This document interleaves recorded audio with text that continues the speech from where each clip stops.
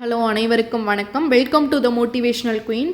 நம்ம இப்போ 10ஆம் வகுப்பு தமிழ் பார்த்துட்ருக்கோம். அதில் பார்த்தீங்கன்னா இயல் 1ல் இலக்கணம் பார்க்கலாம், எழுத்து சொல் வாங்க பார்க்கலாம். மொழியை தெளிவுற பேசவும் எழுதவும் உதவுவது இலக்கணம். ஒரு மொழியை நம்ம பேசுகிறோம் அப்படின்னா கண்டிப்பாக இலக்கணம் தேவைப்படுது. பேசணும் எழுதணுன்னாவே நமக்கு இலக்கணம் கண்டிப்பாக தேவைப்படுது. மொழியோட சிறப்புகளை அறியவும் இலக்கணம் என்ன பண்ணும், துணை செய்யும். மொழியோட சிறப்புகளை அறியவும் இலக்கணம் துணை செய்யும். எழுத்தை பற்றி பார்க்கலாம். சார்பெழுத்து மொத்தம் 10 வகைப்படும். அதில் உயிர்மை, ஆயுதம், உயிரிழப்படை, ஒற்றளப்படை, குற்றியலுகரம், ஐகார குறுக்கம், ஔகார குறுக்கம், மகர குறுக்கம், ஆயுத குறுக்கம். சரிங்களா? சார்பெழுத்து 10 வகைப்படும். உயிர்மை, ஆயுதம், உயிரிழப்படை, ஒற்றளப்படை, குற்றியலிகரம், ஐகார குறுக்கம், ஔகார குறுக்கம், மகர குறுக்கம், ஆயுத குறுக்கம் ஆகிய 10 சார்பெழுத்துக்கள் ஆகும். அதில் பார்த்திங்கன்னா உயிரிழப்படை, ஒற்றளப்படை இதை பற்றி மட்டும் பார்க்கலாம் வாங்க. அதாவது அளப்பெடுத்தல் அப்படின்னாவே என்னென்னா நீண்டு ஒழித்தல். அளப்பெடுத்தல் அப்படின்னா நீண்டு ஒழித்தல். சரிங்களா? அதாவது பார்த்திங்கன்னா பேச்சு வழக்கில் சொற்களை நீட்டி அழைத்து பேசுவோம். அவ்வாறு பேசும்போது அம்மா அப்படின்னு சொன்னால் நல்லாயிருக்கும், அதுலேயே அம்மா அப்படின்னு சொன்னால நல்லாயிருக்கும். அவ்வாறு பேசும்போது உணர்வுக்கும் இனிய ஓசைக்கும் அளவெடுத்தல் பயன்படுகிறது. அம்மா, தம்பி, ஆனால் முறைப்படி நம்ம அம்மா தம்பி அப்படின்னு தானே கூப்பிடணும். ஆனால் ஸோ அவ்வாறு பேசுகிறப்போ உணர்வுக்கும் இனிய ஓசைக்கும் அளவெடுத்தல் பயன்படுகிறது. உயிரிழப்படையில் பார்க்கலாம் வாங்க. செய்யுளில் பார்த்திங்கன்னா மொழிக்கு முதலிலும் இடையிலும் இறுதியிலும், செய்யுள் ஃபஸ்ட்டு, இடையில், மிடில், லாஸ்ட்டில் நிற்கிற உயிர் நெட்டெழுத்துக்கள் தத்தம் அளவில் நீண்டு ஒழிக்கும் பொழுது, செய்யுளில் மொழிக்கு முதல்ல, இடையில், இறுதியில் நிற்கக்கூடிய உயிர் நெட்டெழுத்துக்கள் தத்தம் அளவில் நீண்டு ஒழிக்கும் பொழுது அதை குறிக்க நெட்டெழுத்துக்களோட இனமான குற்றெழுத்துக்கள் என்ன பண்ணும், அதனுடைய பின்னால் வரும். இவ்வாறு வருவது தான் என்னது, உயிரிழப்படை. உயிரிழப்படை மொத்தம் 3 வகைப்படும். செய்யுளிசை அளபடை. செய்யுளில் பார்த்திங்கன்னா ஓசை குறையும் பொழுது அதனை நிறைவு செய்ய நெட்டெழுத்துக்கள் அளவெடுத்தலை செய்யுளிசை அளபடை என்போம். செய்யுளில் ஓசை குறையிறப்போ அதனை நிறைவு செய்வதற்காக நெட்டெழுத்துக்கள் அளவெடுக்கும் இல்லையா, அதுதான் என்னன்னு சொல்லுவோம், செய்யுளிசை அளபடை. இல்லைன்னா செய்யுளிசை அளபடைக்கு இன்னொரு பேர் என்னன்னா இசை நிறை அளபடை. செய்யுளில் ஓசை குறையிருப்போ அதனை நிறைவு செய்ய நெட்டெழுத்துக்கள் அளவெடுத்தல் இசை நிறை அளபடைன்னு கொடுப்போம். நம்ம என்ன பண்ணுவோம், செய்யுளிசை அளபடைன்னு படிச்சுட்டு போயிட்டு இசை நிறை அளபடைங்கிறத படிக்காமல் போயிட்டு மாற்றி அடிச்சிடக்கூடாது. செய்யுளிசை அளபடைக்கு இன்னொரு பேர் இசை நிறை அளபடை. சரிங்களா? எக்ஸாம்பிள், ஓதல் வேண்டும். மொழிக்கு இருக்கு முன்னாடி இருக்கா, உரார்க்கு ஒரு நோய் மொழி இடையில் இருக்கா. நல்ல படாப்பறை மொழி இறுதி. நல்ல பணாப்பறை மொழி இறுதி. அடுத்ததாக இன்னிசை அளபடை. செய்யுளில் ஓசை குறையாத இடத்திலும் இனிய ஓசைக்காக குரில் நெடிலாகிய அளவெடுப்பது இன்னிசை அளபடை. செய்யுளில் ஓசை குறையாமல் இருந்தாலும் இனிய ஓசைக்காக குரில் என்னது நெடிலாகிய அளவெடுப்பது இன்னிசை அளபடை. கெடுப்பதும் கெட்டார்க்கு சார்வாய் மற்றாங்கே எடுப்பதும் எல்லாம் மலை. கெடுப்பதும் கெட்டார்க்கு சார்வாய் மற்றாங்கே எடுப்பதும் எல்லாம் மழை தூவும். எடுப்பதும் கெடுப்பதும். சரிங்களா? இனிய ஓசைக்காக குறில் என்ன இருக்குது, நெடிலா ஒழிக்குது. அடுத்ததாக சொல்லிசை அளபடை. அப்படின்னா செய்யுளில் ஒரு பெயர் சொல் எச்சொல்லாக திரிந்து அளபெடுப்பது தான் சொல்லிசை அளபடை. செய்யுளில் ஒரு பெயர் சொல் எச்சொல்லாக திரிந்து அளபெடுப்பது தான் என்னது, சொல்லிசை அளபடை.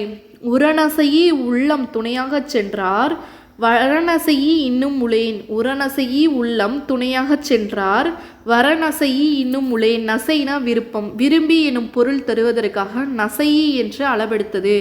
விரும்பிங்கிற பொருள் தருவதற்காக நசையி அப்படின்னா அளபெடுத்தது. பெயர் சொல் பார்த்திங்கன்னா வினை எச்சமாக மாறியது. பெயர் சொல் வினை எச்சமாக மாறியது. அடுத்தது ஒற்றளப்படை. செய்யுளில் ஓசை குறையும் பொழுது அதனை நிறைவு செய்ய மெய்யெழுத்துக்களான, இப்படி படிச்சுக்கோங்க நான் சொல்கிற மாதிரி, எங்கன்னா நம்மன வயலல். சரிங்களா? ஆகிய 10 அக்குங்கிற 11 அளவெடுப்பது ஒற்றளப்படை. ஒற்றளப்படை அப்படின்னாவே செய்யுளில் ஓசை குறையிறப்போ அதனை நிறைவு செய்வதற்காக எங்கன்னா நம்மன வயலல் அக்கு. சரிங்களா? இந்த 11 அளவெடுப்பது ஒற்றளப்படை. எங்கிறைவன் எக்கிலங்கிய கையராய் இன்னுயிர். எக்கிலங்கிய கையராய் இன்னுயிர். சரிங்களா? அவ்வளோதான், அந்த டாபிக் முடிஞ்சு அடுத்த டாபிக் சொல். பூ மலர்ந்தது, மாடு புல் தின்றது. ஒரு சொல் பார்த்திங்கன்னா தனித்தோ பல எழுத்துக்கள் சேர்ந்தோ பொருள் தரும் வகையில் அமைவது சொல். ஒரு சொல் தனித்தோ பல எழுத்துக்கள் சேர்ந்தோ பொருள் தரும் வகையில் அமைவது என்னது சொல். இது இரு திணை, அக்ரிணை உயர்திணை ஆகிய இரு திணைகளையும் 5 பால்களையும் குறிக்கும். 3 இடங்களிலும் வரும். உலக வழக்கிலும் செய்யுள் வழக்கிலும் வரும். உலக வழக்கிலும் செய்யுள் வழக்கிலும் வரும். வெளிப்படையாகவும் குறிப்பாகவும் விளங்கும். வெளிப்படையாகவும் குறிப்பாகவும் விளங்கும். மூவகை மொழி என்னன்னு பார்க்கலாம். தனிமொழி, தொடர்மொழி, பொதுமொழி ஆகிய 3 மொழி 3 வகையாக அமையும். தனிமொழி, தொடர்மொழி ஆகிய 3 வகையாக அமையும். ஒரு மொழி ஒரு பொருளனவாம், தொடர்மொழி பல பொருளன, பொது இருமையும் நேர்ப்பன. இது எதில் வந்திருக்கு? நன்னூல்ல வந்திருக்கு. ஒரு மொழி ஒரு பொருளனவாம், தொடர்மொழி பல பொருளன, பொது இருமையும் ஏற்பன. நன்னூல்ல வந்திருக்கு. தனிமொழி அப்படின்னா ஒரு சொல் தனித்து நின்று பொருள் தருமாயின் அது தனிமொழி. ஒரு சொல் தனித்து நின்று பொருள் தந்துச்சுன்னா அது தனிமொழி. கண் படி பகாபதம், கண்ணன் படித்தான் பகுப்பதம். சரிங்களா? கண் படிங்கிறது பகாபதம், கண்ணன் படித்தான்கிறது என்னது? பகுப்பதம். தொடர்மொழினா 2 அல்லது அதற்கு மேற்பட்ட தனிமொழிகள் தொடர்ந்து பொருள் தருவது தொடர்மொழி. 2 இல்லைன்னா அதற்கு மேற்பட்ட தனிமொழி என்ன பண்ணுவோம்? தொடர்ந்து பொருள் தந்துச்சுன்னா அது என்னது? தொடர்மொழி. கண்ணன் வந்தான், மலர் வீட்டுக்கு சென்றாள், மலர் வீட்டுக்கு சென்றாள். சரிங்களா? அடுத்துதான் சேர்ந்து வந்துச்சுன்னா ரெண்டு சொல்லும் சேர்ந்து வந்துச்சுன்னா அது என்னது? தொடர்மொழி. பொதுமொழினா ஒரு சொல் தனித்து நின்று ஒரு பொருளையும், ஒரு சொல் தனியாக நின்று ஒரு பொருளையும், அச்சொல்லை சேர்ந்து இருக்கிறப்போ வேறொரு பொருளையும் தந்துச்சுன்னா அது என்னது? தொடர்மொழி. அதாவது எக்ஸாம்பிள் என்னன்னா, அது 2க்கும் தனிமொழிக்கும் தொடர்மொழிக்கும் பொதுவாக அமைகிறது என்னது? பொதுமொழி. சரிங்களா? 8 எக்ஸாம்பிள் 8ங்கிறது பார்த்திங்கன்னா எண்ணெய் குறிக்கும். இன்னொன்று எல் கூட்டல் தூ. சரிங்களா? எல்லை சாப்பிடுங்கிறதையும் குறிக்கும். வேங்கைங்கிறது பார்த்திங்கன்னா வேங்கை மரத்தை குறிக்கும். இன்னொன்று வேகின்ற கை. 2 மீனிங் வருது, அதை தான் சொல்கிறாங்க கீழே. இவையே தான் எல் கூட்டல் தூ எனவும் வேம் கூட்டல் கை என தொடர்மொழிகளாக பிரிந்து நின்று எல்லை உன் வேகின்ற கை எனவும் பொருள் தரும். சரிங்களா? இவை இரு பொருள்களுக்கும் பொதுவாய் அமைவதால் பொதுமொழியாகவும் இருக்கிறது. அடுத்ததா தொழிற்பெயர். ஒரு வினை அல்லது செயலை குறிக்கும் பெயரானது, ஒரு வினை அல்லது செயலை குறிக்கக்கூடிய பெயரானது எண், இடம், காலம், பால் ஆகியவற்றை குறிப்பாகவோ வெளிப்படையாகவோ உணர்த்தாமல் வருவது தொழிற்பெயர். எண், இடம், காலம், பால் ஆகியவற்றை குறிப்பாகவோ வெளிப்படையாகவோ உணர்த்தாமல் வருவது தொழிற்பெயர். ஈதல், அல் விகுதி வந்துச்சுனாவே தொழிற்பெயர் தான். சரிங்களா? நடத்தல். சரிங்களா? இதில் விகுதி பெற்ற தொழிற்பெயர், விகுதி பெறாத தொழிற்பெயர் என்னன்னு பார்க்கலாம். வினையடியோட விகுதி சேர்ந்துச்சுன்னா உருவாகக்கூடிய தொழிற்பெயர் விகுதி பெற்ற தொழிற்பெயர் ஆகும். நட வினையடி, தல் விகுதி நடத்தல் தொழிற்பெயர். வாழ் வினையடி, விகுதி கை வாழ்க்கை. ஆள் வினையடி, விகுதி ஆளல். சரிங்களா? ஒரே வினையடி பல விகுதிகளையும் ஏற்கும். ஒரே வினையடி பல விகுதிகளையும் ஏற்கும்.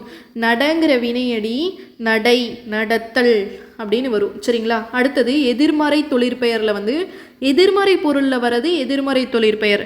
நடவாமை, கொல்லாமை. சரிங்களா? அடுத்தது முதநிலை தொழிற்பெயர், முதநிலை திரிந்த தொழிற்பெயர்னா என்னன்னு பார்க்கலாம்.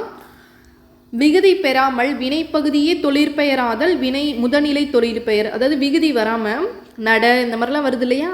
விகுதி பெறாமல் அந்த முதல் பகுதியே, முதல் வினைப்பகுதியே தொழிற்பெயராதல் முதுநிலை தொழிற்பெயர். சரிங்களா? தட்டு, உரை, அடி இச்சொற்கள் முறையே தட்டுதல், உரைத்தல், அடித்தல் என்று பொருள்படும் பொழுது முதநிலை தொழிற்பெயர் ஆகின்றது. அடுத்ததாக முதநிலை திரிந்த தொழிற்பெயர்னா என்னன்னா, விகுதி பெறாமல் முதல்நிலை திரிந்து வரும் தொழிற்பெயர் முதநிலை திரிந்த தொழிற்பெயர். விகுதி பெறாமல் முதநிலை என்ன பண்ணும்? திரிந்து வரக்கூடியது முதநிலை திரிந்த தொழிற்பெயர். பேரு. சரிங்களா? தொழிற்பெயர் இங்கே கெடு. சரிங்களா? ஆனால் முதநிலை தொழிற்பெயர் கெடு தான், ஆனால் முதநிலை திரிஞ்சிச்சுன்னா கேடு. சுடுதல் தொழிற்பெயர். முதநிலை சுடு, முதநிலை திரிந்தது சூடு. சரிங்களா? அடுத்ததான் இங்கே பார்த்துடலாம். வினையாள்னியும் பெயர்னா என்னன்னா, ஒரு வினைமுற்று பெயரின் தன்மையை அடைந்து, ஒரு வினைமுற்று வந்து பெயரோட தன்மையை அடைந்து வேற்றுமை உருபு ஏற்றும் ஏற்காமலும், வேற்றுமை உருபு பார்த்திங்கன்னா ஏற்றுக்கிட்டும் ஏற்காமலையும் வேறொரு பயனிலையை கொண்டு முடிவது, வேறொரு பயனிலையை கொண்டு முடிவது வினையாள்னியும் பெயர் எனப்படும். சரிங்களா?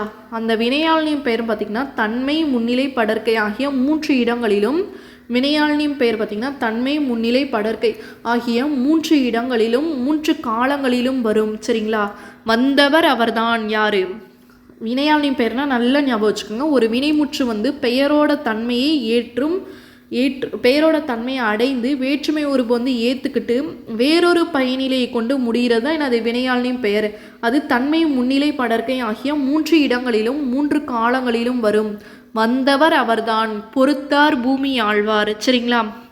தொழிற்பெயருக்கும் வினையாள்னியும் பெயருக்கும் உள்ள வேறுபாடு. தொழிற்பெயர் அந்த வினை வந்து பெயர் தன்மையாகி வினையே உணர்த்தி நிற்கும்.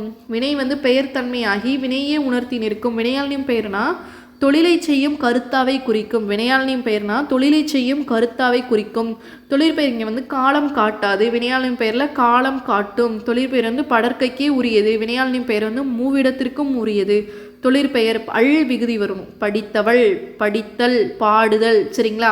வினையாள்னியும் பெயர் பாடியவள், படித்தவர், தொழில் செய்யக்கூடிய கருத்தாவை குறிக்கும். சரிங்களா? 3 காலத்திற்கும் உண்டு, காலம் காட்டும். இது வந்து எனது தனிமொழிகளுடன் சொற்களை இதெல்லாம் நம்ம தேவையில்லை. வினையடியை விகுதிகளுடன் ஏற்று தொழிற்பெயராக்குதல். கான் சிரிப்படி, படித்தல், தட்டுதல், சிரித்தல். வாங்க அடுத்த இதுக்கு போகலாம். மெத்த மணிகலன் என்னும் தொடரில் தமிழ் அழகனார் குறிப்பிடுவது. ஸோ வாங்க பார்க்கலாம். மெத்த மணிகலன் அப்படின்னு எதை சொல்கிறாரு?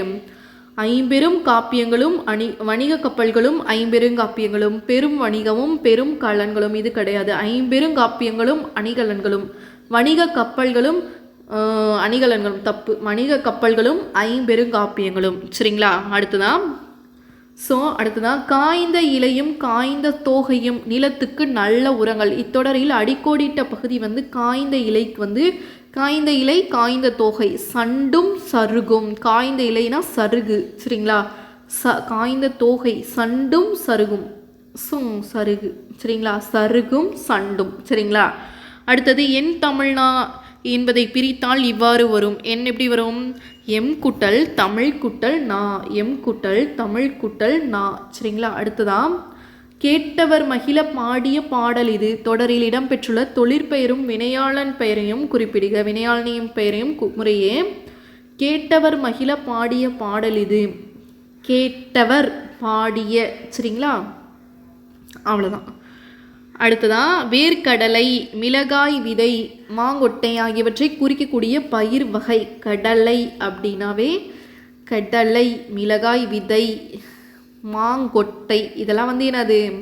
இலை வகை வராது, கொழுந்து வகை வராது, குலை வகை வராது, மணி வகை தான். சரிங்களா? மணி வகை தான் கரெக்டு. அடுத்ததாக பார்க்கலாம் வாங்க. ஒரு சீப்பில் குலைப்பழம் இதெல்லாம் தேவையில்லை. அடுத்தது இதெல்லாம் பசங்களுக்கு கொடுத்துருக்குது. குருவினா நெடுவினாலாம் 21ல் பார்க்கலாம் வாங்க. இது வந்து பார்த்துக்கோங்க. எங்கே எப்போ இருந்து கேட்குறானுங்களே தெரியல. மரமது மரத்தில் ஏறி மரமதை தோளில் வைத்து மரமது மரத்தை கண்டு மரத்தினால் மரத்தை குத்தி மரமது வழியே சென்று வளமனை கேகும்போது மரமது கண்ட மாதர் மரமுடன் மரம் எடுத்தார். இது யாரு? தனிப்பாடல் திரட்டு சுந்தர கவிராசர். தனிப்பாடல் திரட்டு சுந்தர கவிராசர். சரிங்களா? அடுத்ததான் அரசன் அரச மரம், மா குதிரை மாமரம், வேல்னா கருவேல மரம். 4 வந்து அரசன். இதெல்லாம் வந்து இது கொடுத்துருக்கானுங்க. என்னத்துக்கு? மரமது மரத்தில் ஏறி அரசன். சரிங்களா? மாமரத்தில் அரசன் வந்து என்னது? குதிரையில் ஏறி மரமதை கருவேலம் தோளில் வைத்து மரமது அரசன். 5வது என்னது? புலியை கண்டு என்ன பண்ணியிருக்காரு? வேலை எடுத்து என்ன பண்ணியிருக்காரு? மரத்தை வேங்கை புலியை குத்தி மரமது வழியே சென்று காட்டு வழி போயிட்டு வளமனை கேகும்போது மரமது கண்ட மாதர். 9 என்னது? அரசனை கண்ட மக்கள் மாதர். மரமுடன் ஆலமரத்துடன் மரம் எடுத்தார். அத்தி மரம், ஆள் குட்டல் அத்தி, ஆரத்தி எடுத்தார். சரிங்களா? அடுத்தது தேனிலே ஊறிய செந்தமிழின் சுவை தேரும் சிலப்பதிகாரம் அதை ஊனிலே எம்முயிர் உள்ளளவும் நிதம் ஓதி உணர்ந்தின் புருவோமே. ஓதி உணர்ந்தின் உருவோமே. சந்த கவிதைகளில் வரும் பிழையை திருத்தி எழுதணும். கலையரங்கத்தில் உனக்காக காத்திருக்க தேவையில்லை, நமக்கு தேவையானதை பார்ப்போம் வாங்க. கட்டுரை எழுதுக, நயம் பாராட்டுக. இதை கொடுத்து இந்த லைன் ஏதாவது மொழியே அப்படின்னு கொடுத்து நமச்சிவாயர் கேட்டுற போகிறாங்க. தேனினும் நம்ம பாடி பாரதியார்னு அடிச்சுட்டு வந்துட போகிறோம். தேனினும் இனியனர் செந்தமிழ் மொழியே தென்னாடு விளங்குற திகழும் தென்மொழியே ஊனினும் ஒளிர்வரும் ஒண்டமிழ் மொழியே உணர்வதாய் ஒளிர்த்தமிழ் மொழியே வானினும் ஓங்கிய வண்டமிழ் மொழியே மாந்தரு கிருகனா வயங்கு நன்மொழியே தானனி சிறப்புறும் தனித்தமிழ் மொழியே தலைத்தினி தோங்குவாய் தண்டமிழ் மொழியே. எழுதுனது கா நமச்சிவாயர். மொழியேன்னு வந்துச்சுனாவே என்னது நமச்சிவாயர். கண்டிப்பாக பாரதியார்னு அடிச்சிடாதீங்க சரிங்களா. எல்லாம் தேவையில்லை. அடுத்ததாக வாங்க நமக்கு தேவையான பாட்டுக்கு போயிடலாம். சொல்வழி தீய சொல்வழி. அடுத்ததாக கலைச்சொல். கண்டிப்பாக இதில் வந்து கொஷின் இல்லாமல் இல்லை, பார்த்துக்கலாம் வாங்க. கலைச்சொல் அறிவும். வவ்வல் அப்படின்னா உயிரெழுத்து. வவ்வல்னா உயிரெழுத்து. கன்சோனன்ட்னா மெய்யெழுத்து. கன்சோனன்ட்னா மெய்யெழுத்து. கோமோகிராஃப்னா ஒப்பெழுத்து. வவ்வல்னா உயிரெழுத்து. கன்சோனன்ட்னா என்னது மெய்யெழுத்து. கோமோகிராஃப்னா ஒப்பெழுத்து. மோனோலிங்குவல்னா ஒரு மொழி. மோனோலிங்குவல்னா ஒரு மொழி. கன்வர்சேஷன்னா உரையாடல். டிஸ்கஷன்னா